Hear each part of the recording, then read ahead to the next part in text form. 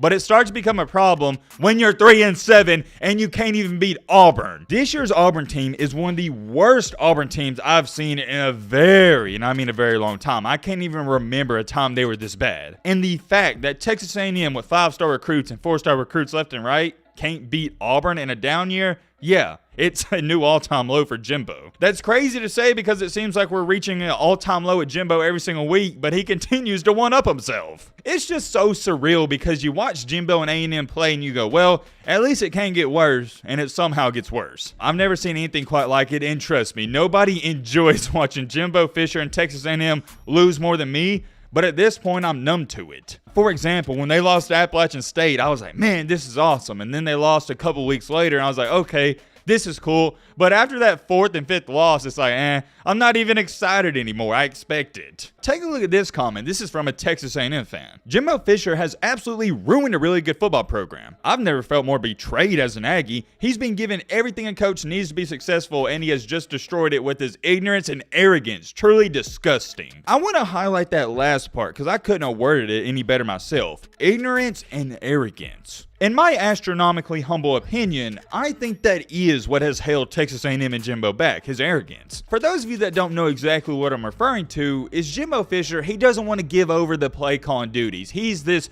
quote-unquote offensive mastermind, at least in his own head. And every single time A&M loses, all these reporters and interviewers, they ask him, hey, is it maybe time to find somebody else to call the plays? Are you going to change something up? And every single time, what does he say? Nah, we just got to continue to work on it. I've watched all the press conferences and interviews, and even after the Auburn game, he has no intentions of giving up the play calling duties. He's not going to change anything. And that's the concerning part to me. I've said it before and I'm going to say it again.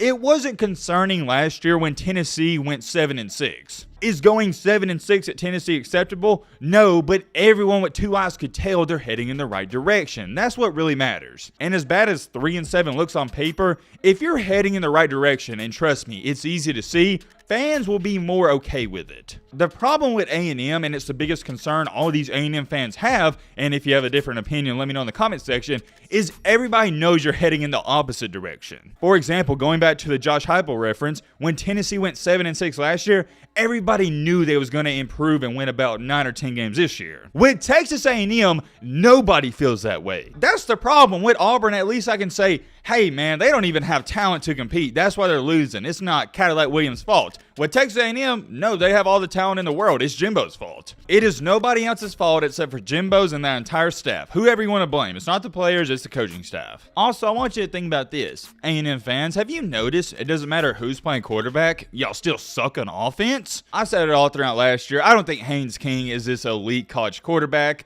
I think Max Johnson's pretty good. I don't know too much about the Connor Weigman dude or Wegman, whatever. He's like a 5-star recruit. But I can't sit there and say, hey, all of them are trash. You can't convince me that all these A&M quarterbacks, they're not very good at football. Look no farther than Jimbo Fisher. It's the play calling. You got to put these players in a situation to succeed. Look, I get it. I really do. I'm not one to complain. I'm a problem solver. I don't complain about something. I want to talk about how we can fix it. So for everybody sitting there going, well, Matt, what is A&M supposed to do? We can't fire him. And here's my counter argument. Why not? Yes, you're going to have to pay him that $85-90 million, whatever the total is.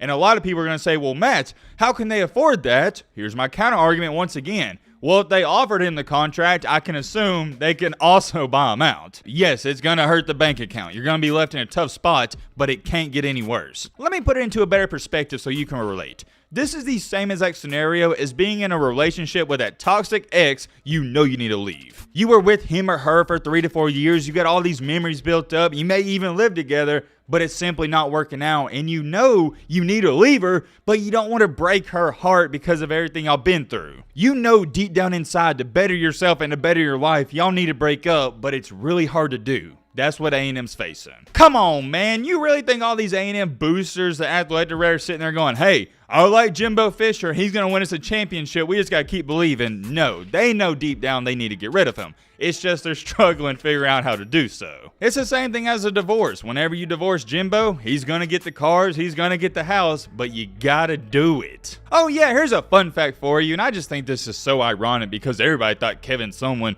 was such a terrible head coach and he was a definition of average. Well, in his first 58 games at Texas A&M, he was 42-16. Jimbo Fisher, in his first 58 games, 37-21. Let that sink in. Oh, man, I'm glad I'm not an A&M fan. That is a tough pill to swallow. I don't even know what more to say. 3-7. Pretty dang bad. I am extremely curious. Let me know your thoughts on this down below. Would you give them one more year, or would you move on? Like I said, drop the comments down below. But